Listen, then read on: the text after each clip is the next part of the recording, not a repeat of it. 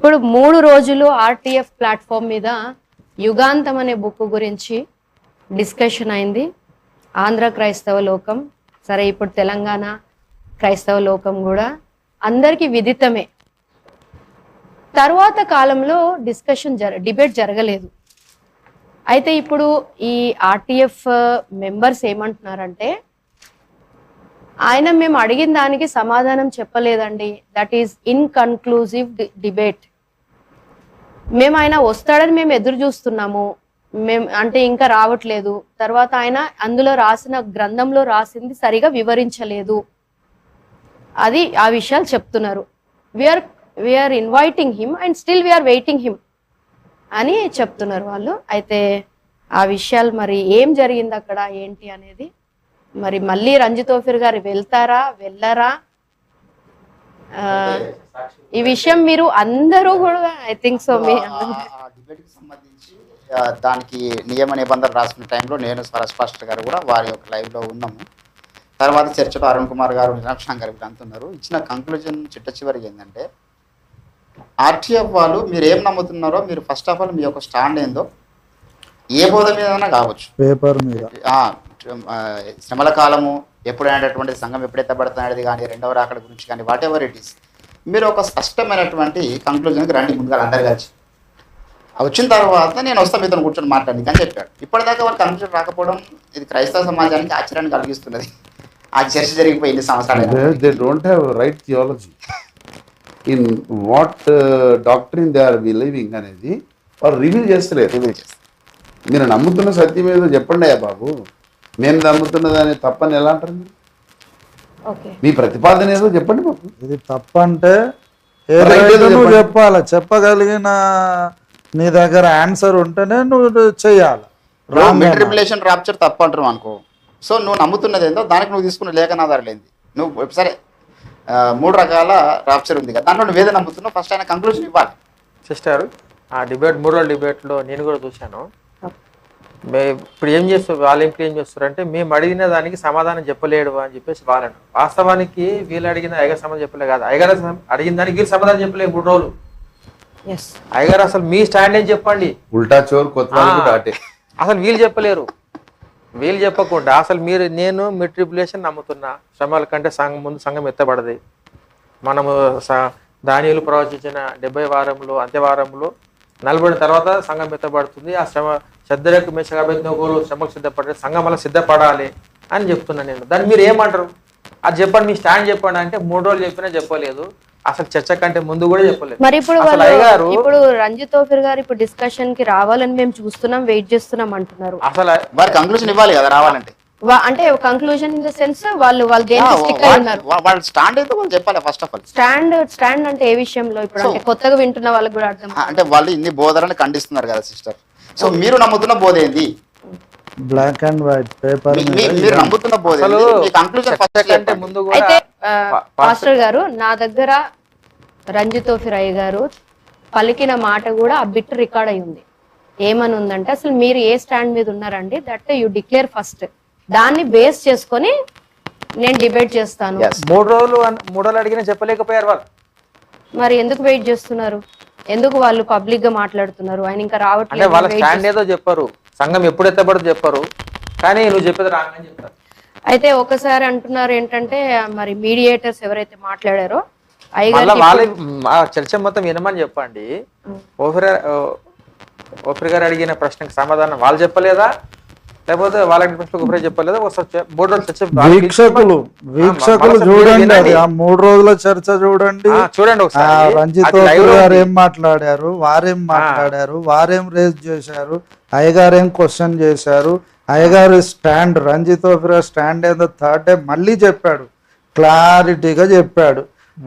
7 ఏళ్ల శ్రమల కాలంలో మధ్య పాయింట్ లో సంఘం ఎత్తబడుతుంది, ఇది నా స్టాండ్, మీ స్టాండ్ ఏందో చెప్పండి అంటే వాళ్ళు చెప్పలేదు. రైట్ థియాలజీ ఫోరంకి థియాలజీ లేకపోవడం ఏంటని కూడా క్వశ్చన్ చేసిండు. వాళ్ళ థియాలజీ ఏందో ఇంకా చెప్పలే వాళ్ళు. సో ఓఫీర్ గారు రాడు తప్పించుకుంటున్నది ఉండదండి. చరిత్రలో పెద్ద పెద్ద అయితే హేమ హేమీలతో ఆయన చర్చలు చేసిండు. తప్పించుకుంటున్నారు అనే వర్డ్ వాళ్ళు యూజ్ చేయలేదు. ఆయన రావాలి. అయితే వాళ్ళు ఏమంటున్నారంటే మేము స్టిల్ వీఆర్ వెయిటింగ్, అంటే వెయిటింగ్ ఫర్ వాట్? ఇప్పుడు వాళ్ళ నుంచి కంక్లూజన్ రావాలి కదా. ఒక విషయం ఏంటంటే ఓఫిర్ గారు రాసిన మిట్రిపులేషన్ థియరీ తప్పు అని అన్నారు మీరు. Then what is the right Yes, that's what- అనేది మీరు చెప్పండి అంటే Yes, agree వాళ్ళు with you, ఏమన్నారంటే మేము డిఫరెంట్ డినామినేషన్స్ అని చెప్పారు. ఇది ఎట్లుందంటే వాళ్ళది దానియేలు ప్రవచన గ్రంథం 2వ అధ్యాయంలో 43వ వచనం, ఇనుముయు బురదయు మిళితమై ఉండుట తమరి కనబడను, అటువల్ల మనుషులు జాతులు మిళితమై ఇనుముతో మట్టి అతకనట్లు ఒకరితో ఒకరు పొసుకకి ఉండిరి. అసలు మీకే సరి అయిన థియాలజీ లేదు. మీరు మా దగ్గరకు వచ్చి మరి దైవజనుడిని పట్టుకొని దిస్ ఇస్ వాట్ ట్రాష్. అసలు మీరు మాతో మాట్లాడడానికి అర్హత లేదు మీకు. ఓఫిర్ గారు దాకపోతారా? ఓఫిర్ గారితో వాళ్ళు డిబేట్ చేసే అంత సీన్ లేదు. వాళ్ళు శిష్యుని మనస్సు కలిగి హానెస్ట్గా నేర్చుకోవడానికి రావాలి. డిబేట్ల సంగతి తర్వాత. సరే అండి, ఇప్పుడు పాస్టర్ నీలాం స్ట్రాంగ్ గారు, మీరు శిశువుల మనస్సు కలిగి రండి అని వాళ్ళు ఎలా వస్తారు? వాళ్ళు ఒక థియాలజీ ప్రొఫెసర్స్, వాళ్ళు పోండి, వదిలేయండి. ప్రొఫెసర్స్ అయినప్పుడు వాళ్ళు కూడా పోనీ అంటే ఒక దైవజనుడు ఉన్నప్పుడు మీరు కూడా ఈక్వల్ గా ఉండాలి అని అంటే ఈయన ఈ స్టాండ్ మీద ఉన్నాడు. సరే అండి, మీ ప్రతిపాదనను బట్టి మేము ఆయనతో అగ్రీ చేస్తున్నాం అనాలి, లేకపోతే డిసగ్రీ విత్ మళ్ళీ బై దీస్ కాంటెక్స్ట్ స్క్రిప్చర్ అనైనా చెప్పాలి. అదే కదా మీరు చెప్తుంది. ఓఫిర్ గారు ఏ పాయింట్ చెప్పినా వాక్య సారాంశాన్ని మాట్లాడారు. అందులో మన రక్షణకు సంబంధించిన విషయాలు ఎసెన్షియల్స్ ఏవైతే ఉన్నాయో దాంట్లో ఎవరు విభేదించడానికి వీలు లేదు అని చెప్పారు. నాన్ ఎసెన్షియల్స్ ఉన్నాయి, అవి నాన్ ఎసెన్షియల్స్ ఏమైతే ఉన్నాయో అవి మనము దేవునికి ఇంకా దగ్గర కావడానికి, నేను ఎదగడానికి పనికొస్తాయి. అది అర్థం కాకపోతే వదిలేసేయండి. సరే అండి, ఇప్పుడు యుగాంతం బుక్ ఒక బ్రదర్ వాళ్ళు డిస్కషన్ జరుగుతున్నప్పుడు సపోజ్ మెసేజ్ పెట్టారా, ఫోన్ చేశారో నాకు తెలియదు, సార్ మా ఊర్లో యుగాంతం బుక్ ని థియాలజీ కోసం క్లాసెస్ చెప్తున్నారండి కాలేజ్ లో అని చెప్తుంటే they are saying that God save them. అంటే what is there in this book అంటే ఆ మాట చాలా అభ్యంతరకరంగా ఉంది. ఒకటే విషయం వాళ్ళు మేధావులే కావచ్చు కానీ మహోన్నతుని విద్యలో వాళ్ళు 0 స్టాండర్డ్ లెవెల్లో ఉన్నారనే విషయం అర్థమవుతున్నది. ఇప్పుడు యుగాంతం గ్రంథం ద్వారా కొన్ని వేల మంది 2వ రాకడకు సిద్ధపడుతున్నారు. యుగాంత గ్రంథం ద్వారా లోతైన సత్యాన్ని తెలుసుకున్నారు. అందులో చెప్పిన విషయాలు అక్షరార్థంగా ఈరోజు జరుగుతున్నాయి. భూమి మీద మధ్యప్రాచ్యం జరుగుతున్నాయి, భూమి మీద మొత్తం జరుగుతున్నాయి. How they say like that? అంటే సేవ్ దెమ్ అని అంటే ఏం అసలు ఇక్కడ సరే అండి, వాళ్ళ స్టాండే లేదు. దేవుడు వాళ్ళని సేవ్ చేయాలి ముందు. ఇప్పుడు ఆయన ఫాల్స్ ప్రీచర్ అంటున్నారు. అసలు అలా అనడానికి ఏంటి ఆయన? ఇప్పుడు మీరు చెప్పినట్టు ఎసెన్షియల్ అండ్ నాన్ అంటే ఏంటి ఒకసారి మాకు అది ఎక్స్ప్లెయిన్ చేయండి. Essential things and non essential. Wrong preacher అంటే యేసు రక్తమును నిర్బంధంగా తృణీకరించుట, రక్షణ సంకల్పంలో బాప్తిస్మాన్ని తృణీకరించుట, ఇట్లా కొన్ని సిద్ధాంతాలు ఉన్నాయి, ప్రాముఖ్యమైన సిద్ధాంతాలు. రక్షణకు సంబంధించినవి, ఆధ్యాత్మిక ఎదుగుదలకు అవసరమైనవి, రాకడకు సంబంధించిన సత్యాలను ఖండించడము దుర్బోధ. అర్థమైందా? రక్షణకు సంబంధించిన సత్యం ఉంది, రక్షణకు సంబంధించిన అబద్ధాలు ఉన్నాయి. ఆధ్యాత్మిక ఎదుగుదలకు అవసరమైన సత్యం ఉంది, ఆధ్యాత్మిక ఎదుగుదలకు అవసరమైన అబద్ధాలు ఉన్నాయి. రాకడ గురించిన సత్యం ఉంది, రాకడ గురించి అబద్ధాలు ఉన్నాయి. మరి ఈ వాటిలో ఇప్పుడు ఓఫిర్ గారు చెప్పిన దాన్ని మీరు ఖండిస్తుంటే రైట్ థియాలజీ మా ముందు పేపర్ మీద పెట్టండి.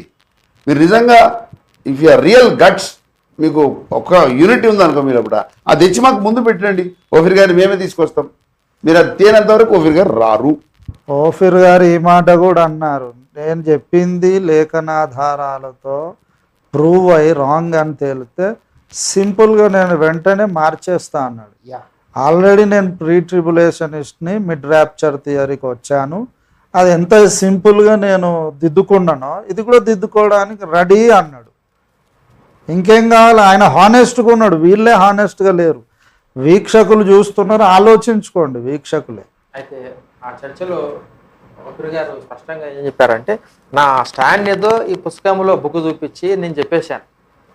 మరి మీరు మీ స్టాండ్ ఏదో చెప్పకుండానే మరి చర్చకు వచ్చారు.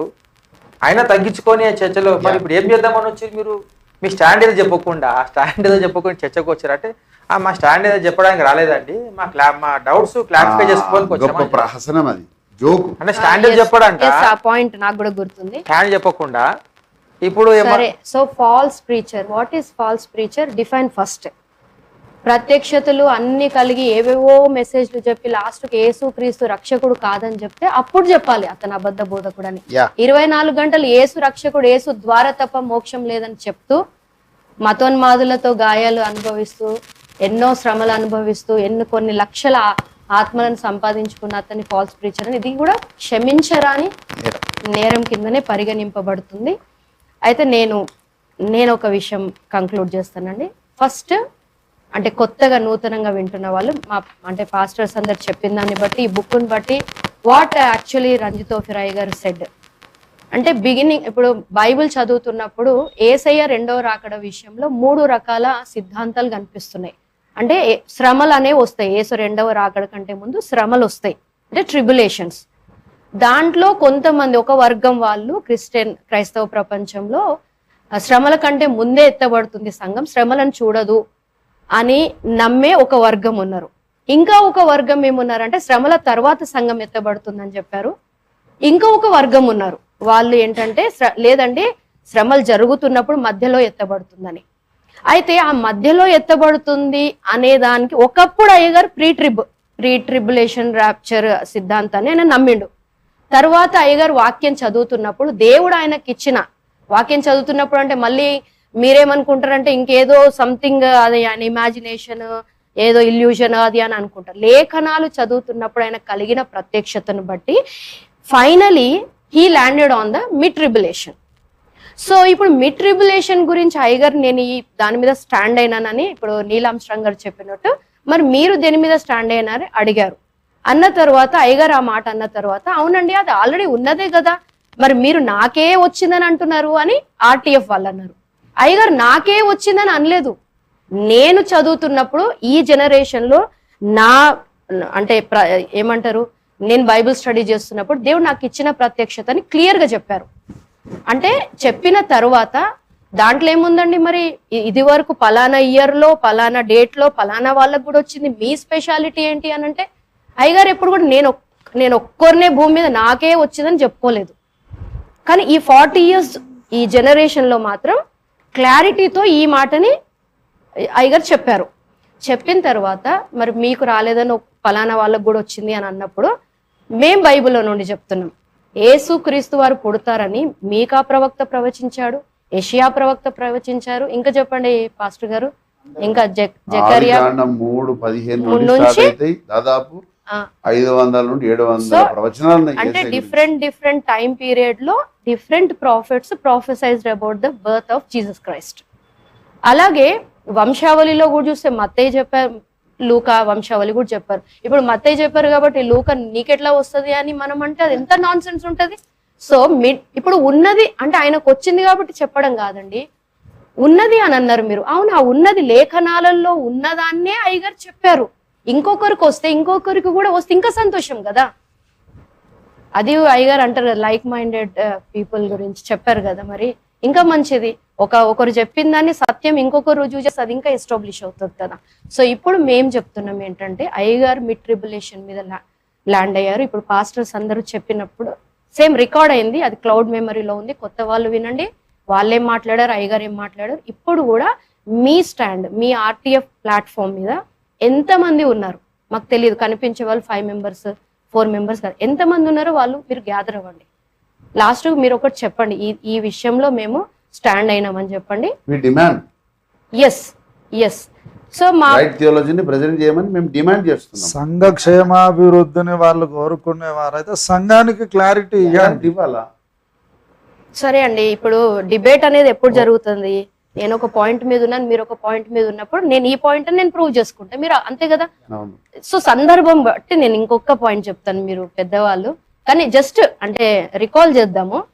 ఇప్పుడు లలిత కళాతోరణంలో was Bible right or Quran అనేది. సో అక్కడ ఇమ్రాన్ ఖాన్ గారు ఖురాన్ ఇస్ రైట్ అనే ఒక ఏంటి స్టాండ్ మీద వచ్చాడు ఆయన. అయ్యగారు బైబిల్ ఈజ్ రైట్ అనే ఒక స్టాండ్ మీద వచ్చారు. వచ్చినప్పుడు అండి అక్కడ ఇప్పటికీ అది క్లౌడ్ మెమరీలో యూట్యూబ్ లో ఉంది, అది ఎవరైనా చూడొచ్చు. అక్కడ 99% of people are from Islam background, 1% Christians ఉన్నారు అక్కడ. Even I'm also living witness. తర్వాత ఇక్కడ జరుగుతుంది ఏంటంటే అన్ని దాదాపు ఎంతమంది ఉంటారు, 10,000 10,000 పైచిలుకు మందిలో అక్కడ ఉన్న వాళ్ళందరూ ముస్లిమే, 1%. అయితే ఆ రోజు మేము పాంప్లెంట్స్ ఇవ్వడానికి వెళ్ళి చెప్పినప్పుడు కూడా pastors they didn't allow us to give the pamphlet. అరే ఏం హైదరాబాద్ లో ఏం గడబడలు అవుతాయి, ఇవన్నీ వద్దు, అసలు ఇలాంటి వాటికి వెళ్ళకండి అని లిటరల్ గా వాళ్ళు చర్చిలలో ప్రకటించుకున్నారు. వాళ్ళు క్రిస్టియన్స్ ఎవరు రాలేదండి. అయ్యగారు అక్కడ వచ్చి Bible is the word of God అని ఆయన ప్రూవ్ చేశాడు. తర్వాత ఇమ్రాన్ ఖాన్ గారు ఆయన పాయింట్స్ చెప్పారు. డిబేట్ అంతా చక్కగా జరిగింది. యుద్ధాలు అయిపోతాయి అని అనుకున్నారు అందరూ. తర్వాత పోలీస్ వచ్చి అక్కడ, అది కూడా ఆన్ రికార్డ్ ఉంది, దే సాల్యూటెడ్ టు రంజిత్ తోఫిర్ అయ్యగారు. సార్ మేము ఏమో అనుకున్నామండి, ఏదో గొడవ అయిపోతుంది, ఏమైపోతుంది అని అనుకుని. అంటే ఇప్పుడు మీరు వీడియో కూడా చూపించవచ్చు సునీల్ గారు, మీరు ఇలా చెప్తున్నప్పుడు అంత మందిలో ఆయన అంత స్ట్రాంగ్ గా ఒకరే రంజిత్ తోఫిర్ అయ్యగారు వెళ్ళారు. ముస్లిమ్సే ఎక్కడ ఉన్నారు, అక్కడ ఎవరు సపోర్ట్ చేయడానికి క్రిస్టియన్స్ వెళ్ళలే. ఇప్పుడు మీరు RTFL still we are waiting for him అని అంటున్నారు. అంటే అంత పెద్ద పెద్ద డిబేట్స్ అయ్యగారు చేశారు అని అంటే ఒక స్టాండ్ మీద ఉన్నందుకు అక్కడ వాళ్ళు ఆ స్టాండ్ మీద ఉన్నారు, ముస్లిమ్స్ అయ్యగారు ఉన్నారు. ఇంకా ఒకటి ఈవెన్ హైందవ క్రైస్తవం మీద అంటే ఒక పాయింట్ అంతే జస్ట్, అక్కడ కూడా వాళ్ళు వేదాల విషయంలో అక్కడ ప్రవచనాలు, వేదాలలో మాకు క్రీస్తు కనిపించాడండి, యజ్ఞ పురుషుడు మాకు కనిపించాడు అనేది ఇది ఒక ఇంక వేరే అంటే మళ్ళీ నేను ట్రాక్ తప్పుతుందని అనుకోవట్లేదు. చక్కగా జరిగింది అది కూడా debate. Correct. So I want to prove this and wonderful landing జరిగింది. తర్వాత ఇంకొక విషయం, ఇంకా ఏదన్నా మీరు ఈ డిస్కషన్ గురించి మాట్లాడతారా నీలాంశం గారు? మనం కంక్లూడ్ చేసేద్దాం. ఒకటే మాట అండి, ఓఫిర్ గారు ఏం చెప్పినా ఒకటే వచనం పట్టుకొని చేయలేదు. కనీసం 2 లేదా 3 లేఖనాలు ఎత్తిపట్టాడు. తర్వాత వాక్య సారాంశము మాట్లాడుతున్నారు. గనుక ఆయనను విమర్శించే వాళ్ళు విమర్శలు మానేసి ముందు ఏం చెప్పాడో శ్రద్ధగా వినండి, ఏం రాశాడో చదవండి, దాన్ని బైబిల్లో ఉందా లేదా టాలీ చేసుకోండి. బెరయా విశ్వాసులలాగా, బెరయా విశ్వాసులు పౌలు బోధించినప్పుడు అట్లుందో లేదో చూసుకొని ఉంటేనే నమ్మారు. ఇప్పుడు వీక్షకులు ఏం చేయాలి, అది మీ బాధ్యత. ఎందుకంటే ఇప్పుడు యేసయ్య చెప్పినట్టు గోధుమలు గురుగులు ఉపమానం చెప్పాడు. ఈ విషయం కూడా అంతే, దుర్బోధలు సత్యబోధ 2 ప్రచారంలో ఉంటూనే ఉంటాయి. విశ్వాసులు బెరయా విశ్వాసులలాగా ఎవరికి వారు కొంచెం సీరియస్గా బైబుల్ చదివి వారు చెబుతున్నది అట్లుందా లేదా చూడండి, చూసి ఉంటే నమ్మండి, లేకపోతే దానికి నీళ్ళు వదిలేయండి. రక్షణకు సంబంధించి కానీ ఆధ్యాత్మిక ఎదుగుదల కొరకు కానీ సంఘ నిర్మాణానికి అవసరమైన పునాది బోధలు, మూల పాఠాలు కొన్ని ఉన్నాయి. ఆ విషయంలో అందరూ కూడా ఏకీభవించాల్సిందే, దిద్దుకోవాల్సిందే. ఇప్పుడు ఎక్స్ట్రా చాలా విషయాలు అయ్యగారు చెప్పాడు. ఎందుకు చెప్పారంటే బైబిల్లో ఉన్నాయి కాబట్టి చెప్పారు. బైబిల్లో ఉన్నాయి, దానికి సొంత బుర్ర ఉపయోగించి కాదు, సొంత బుర్రలో పుట్టిన ఆలోచనలు అని కూడా వాళ్ళు ఈ మాట వాడారు. స్వకపోల కల్పిత అని, కల్పించుకున్నవి కాదు, ఈ లేఖనాలను బట్టి ఆ అభిప్రాయానికి వచ్చాం. అయితే అట్లా కాకపోతే మరి ఏ అభిప్రాయం రావాలో మీరు లేఖనాల ద్వారా మీరు నిరూపించాలి. నిరూపించినప్పుడు ఒప్పుకోవాలి. ఒప్పుకోవడంలో చేత కాబట్టి నోరు మూసుకోండి, అనవసరంగా విమర్శలు చేయకండి. మీరు అట్లా విమర్శలు చేస్తే మళ్ళీ సామెతలో చెప్పినట్టు సంగతి వినకుండా తొందరపడి ప్రత్యుత్తరం ఇచ్చేవాడు సిగ్గునొందునన్నట్టు అయిపోతుంది. డిబేట్స్ అయినా ఏదైనా కూడా అంటే ఒక పాయింట్ మీద స్టిక్ అయినప్పుడే జరుగుతుంది కదా. అంటే మేము ఏదైనా బిలీవ్ చేస్తాం, మా దగ్గర వాళ్ళు అంటారు ఇప్పుడు మా దగ్గర ఉన్న పాస్టర్స్ సిస్టర్ గారు, డిఫరెంట్ డినామినేషన్స్. డిబేట్ జరిగేటప్పుడు రెండు వాదనలు ఉంటాయి, వాది ప్రతివాది. వీరిద్దరు మాట్లాడిన తర్వాత వీక్షకులు డిసైడ్ చేసుకుంటారు. అది అసలైన ఫలితం అక్కడ జరుగుతుంది. మనం చెప్పేది లేఖనానుసారం ఉందో లేదో బెరే విశ్వాసుల్లాగా గమనించే వాళ్ళు ఆశీర్వాదం పొందుకుంటారు. అందుకే మనం ఇక్కడ కూర్చోవడం. నేను ముందు చెప్పినట్టు నేను కూడా ఇంత వివరణ ఇచ్చినా కూడా పరిశుద్ధాత్మ దేవుడు ఆ వ్యక్తి కన్నులు తెరవకపోతే అతనికి సత్యం అర్థం కాదు. కనుక అందరూ ప్రార్థన పూర్వకంగా దావీదులాగా ప్రార్థన చేసుకోండి, బుక్స్ చదవండి, బైబుల్ చదవండి, టాలీ చేసుకోండి. అలాగుంటే నమ్మండి, లేకపోతే వదిలేయండి. సో ఇప్పుడు అంటే ఈ విషయాలన్నీ మాట్లాడిన తర్వాత right theology forum doesn't have any right theology, right doctrine.